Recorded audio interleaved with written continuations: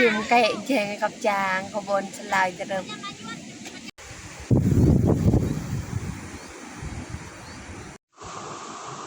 เริ่มมันก็ขาดเนาะขาดอะไรเนาะทีเนาะอัดเปลืองไอ้ดอกไปการแม่ล้างมือ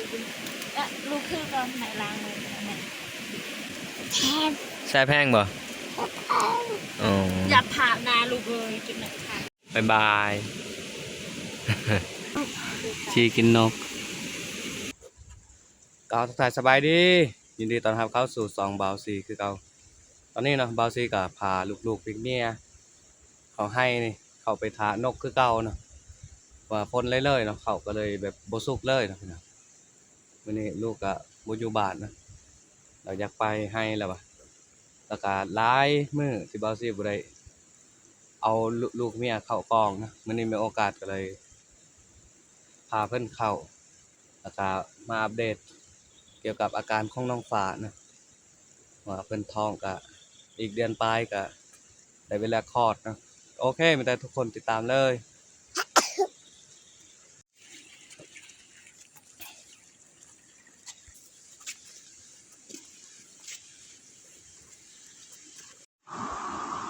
นี่แหละให้ที่เฮาทาแต่ละมื้อนะสิเข้าเดือนปลายแล้วเฮาทานะตั้งแต่มันถอกออกมาจนฮอดเดี๋ยวนี้เนาะอีพ่อแม่เพิ่นไปก่อนแล้วนี่มาแค่5 คนนี่แหละบรรยากาศก็บ่ค่อยดีพี่น้องเอ้ยเมื่อการเปลี่ยนแปลงของเขานะพี่น้อง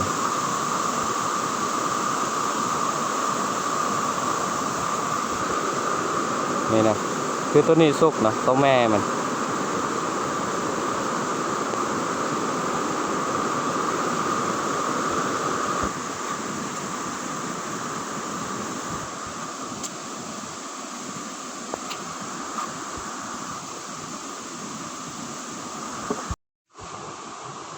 นะmày bị tiền là chim máu mà mày bao chán anh nhận đẹp mày bên đâu ăn về cũng cần tập trung con trai chim mấy lây luôn ra cái rau là sẽ lây dư rèn chợ cho bên nào nó hay này chuột mình là vào là bây giờ người ta khổ tôi làm trai ngày này tài chả ra có lời có đời tịnh này được rồi này đâu mà còn thả nó thả lại nó ăn nóไปได้ไปจะดองจะเมาแม่ดันมาจะดองจะเมาอัดเปลืองไอ้ดอกไปได้น้องเอ้ยเขาก็มันเสียร้ายเลยที่เขาไปชุดก้อนในไร่คนหนึ่งเนื่องจากว่ามันอยู่เข้าเนาะเพราะว่าบางต้นมันก็สุกมันล่นลงเนาะเวลาลมโคตรแห้งนะตอนนี้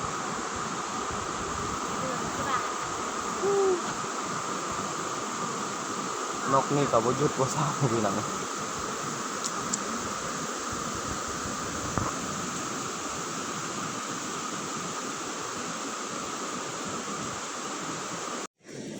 ความเสียหายจากสัตว์นะที่เข้ามาทำลายนี่นะจากพายุยังต่างๆนะเขามันล่นลงพื้นร้ายที่สุดพี่น้องเสียแหงที่แม่เพิ่นเฮ็ดเนาะในระยะ4-5 เดือนก่อนนะนี่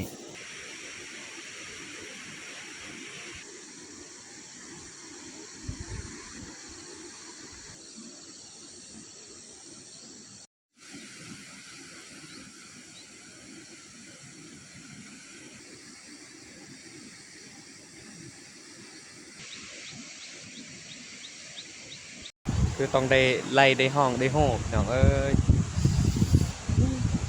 จุเมียอีพอนะครับก็เมียของอาย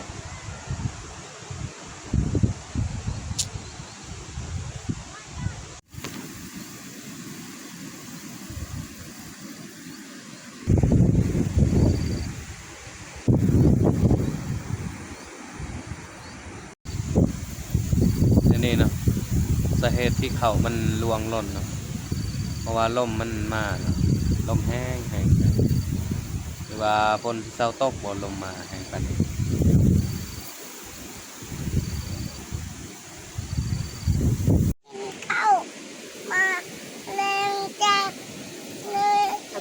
เอ็ดยังบอกกันอยู่กับแม่ จีนก นกยัง นก นกปี๊บ นกปีบ แมนกินข้าวแล้วบ่ลูก มากินข้าว ค่ะ มากินข้าวเอาคุณ อยู่ก่อน ข้าวมาจ้า เนี่ยกระดาษ พูดยังไง ไม่ยัง พูดมาตีโกจ้า ไอจิมไก่แจงกับจางขบวนสลายจะเริ่ม ใจอาจจะล้างมือลูกคือก่อนไหนล้างมือแม่ บ่ แทน แซ่บแห้งบ่อ๋อ อย่าผ่านาลูกเลยกินหนักขาดคอหน้าที่มัน เฮ็ดนา ต้องเห็นว่า แต่หมดยก ตัวละ โดนไม่ได้ หมูมี ไม่กัดนี่เดี๋ยวเป็น แมงอะไรบัว อะไร แต่ว่า นี่เดี๋ยวมัน อะไร แต่ว่าบายบาย ใจติดที่ดูเขา กี่โอ้ยแหละจ้า ติดเบาเองเบา หนึ่ง เอ้ยนี่ติดใจกันเลยผัดคุณนะนกนะทุกคนอาจจะบอกค่อยได้เห็นนะมันโตน้อยๆมันบินไปนะ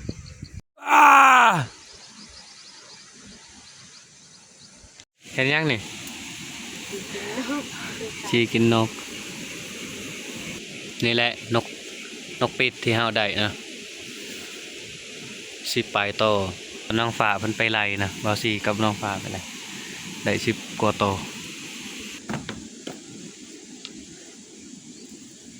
กนะนกนะ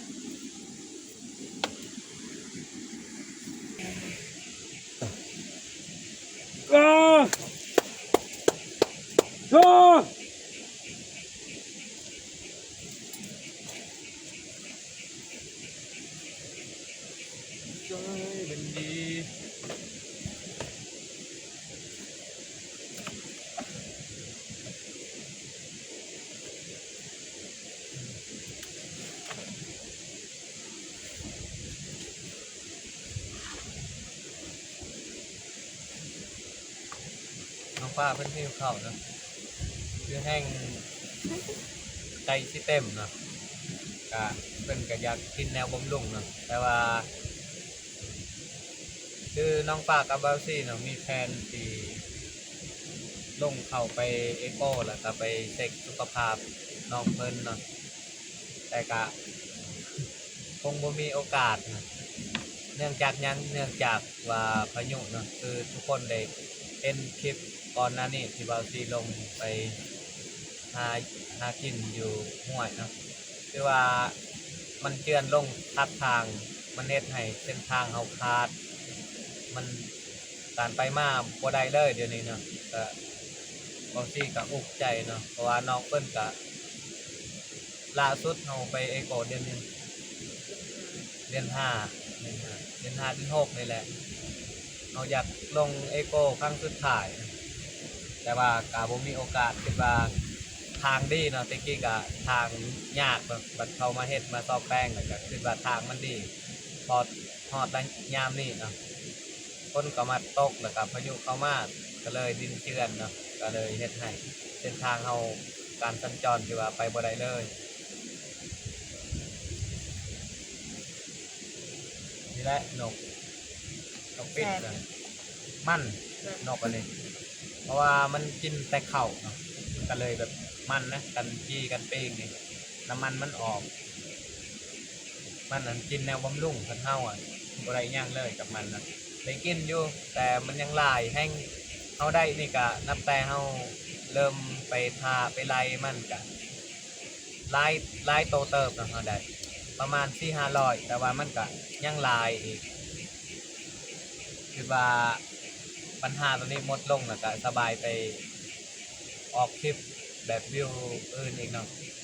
แต่ แล้วนี่ก็เฮ็ดคลิปแบบเขาให้อย่างเดียวเลยกับพี่น้องอย่าเปล่าอ่าเบื่อร้ายพี่น้องเอ้ยก็ช่วยเป็นกำลังใจให้สองเบาซีหน่อยเด้อพี่น้องก็มันบ่มีเวียกหยังเฮ็ดเนาะบ่แม่นว่าบ่อยากเปลี่ยนแบบวิธีใหม่ก็เลยแบบใช้ชีวิตแนวนี้ว่าเฮาไปให้เฮาก็ถ่ายไปให้เลยคือเฮาจะมาอัปเดต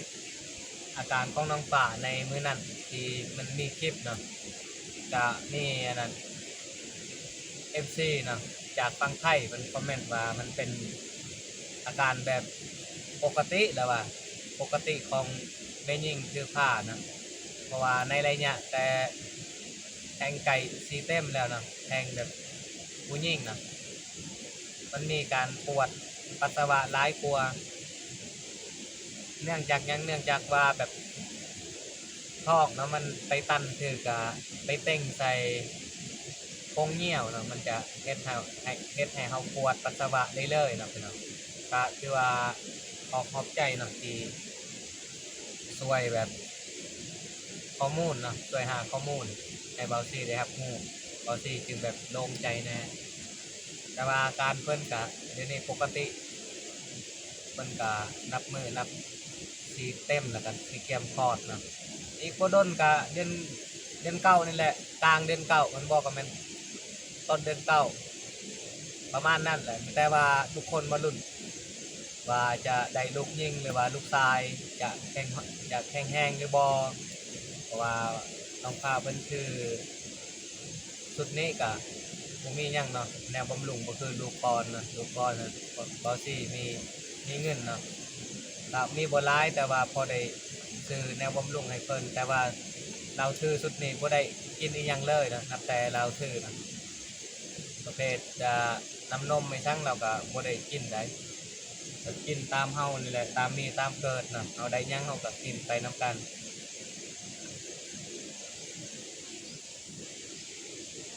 แต่เพิ่นเก่งเลย เนี่ยบางทีเป็นคนดุ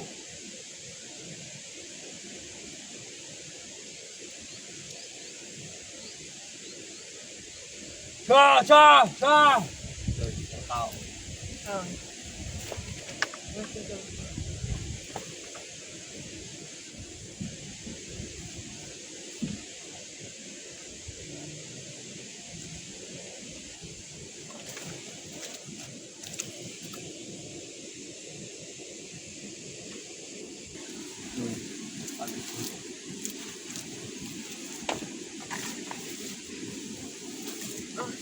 สมเด็จก็คือเมื่อยแล้วพี่น้องเป็นพ้นกระตกสิลงสิไปไซกันยากเนาะพี่น้องยันเขาลมเนาะ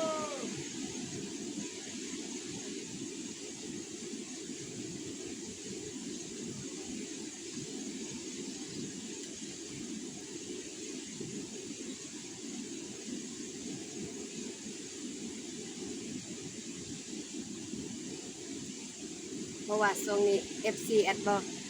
อันนั้นเห็นน้องฝ่าอยู่ไปกับเบาซีนะเพราะว่าน้องฝ่ามิจะไปไทยไปถาไล่นกมือเนาะส่วนเบาซีจะมักไปหาปลาอหย่างหาอันนี้อันนั้นเนาะพี่น้องน้องฝ่าบ่ได้ไปไสช่วงนี้มีแต่ว่าไปถาไล่นกนี่แหละนี่ก็ได้แหละ10 ปลายมือเนาะพี่น้องเขาก็ยังบ่ทันได้สุก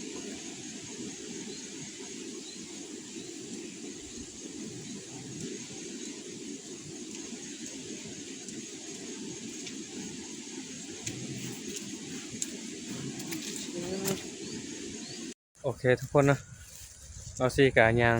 เมื่อนะเมื่อพุดมันเพราะว่าน้องพระเพิ่นเมื่อเรียบร้อยนะตอนนี้ก็5 โมงแล้วนะสำหรับคลิปก็อาจจะสิ้นสุดลงอยู่นี่นะอย่าลืมไปฝากกดไลค์กดแชร์กดติดตามเพื่อเป็นกำลังใจในการเฮ็ดคลิปต่อๆไปนะนะครับขอบใจ FC ทุกท่านที่ซัพพอร์ต2บาซีมาตลอดแล้วก็สวยสุขอยู่เป็นกำลังใจมาตลอดก็ขอให้อายุมั่นขวัญยืนพัฒนาสิ่งใดก็ขอให้ได้สิ่งนั้นจงเจริญร่ำรวยเช่นเดียวกันกับครอบครัวบอซี่ที่กำลังสร้างเนื้อสร้างตัวก็ขอให้ประสบผลสำเร็จด้วยดี ก็ขอให้แข็งแรงเช่นกันโอเคติดตามผลงานต่อไปเลยขอขอบใจ